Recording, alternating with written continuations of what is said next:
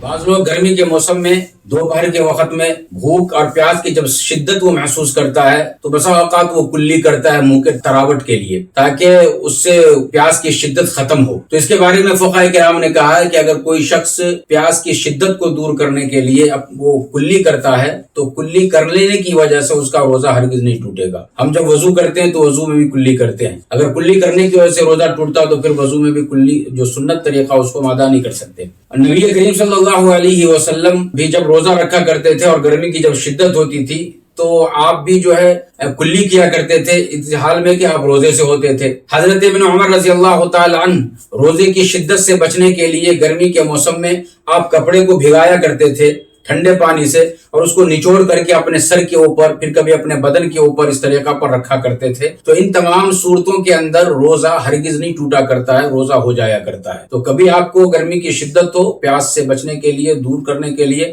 آپ پانی بھی بار بار نہا سکتے ہیں اور اس کے علاوہ کلی بھی کر سکتے ہیں، بار بار وضو بھی کر سکتے ہیں۔ ان تمام چیزوں سے روزہ ہرگز نہیں ٹوٹتا۔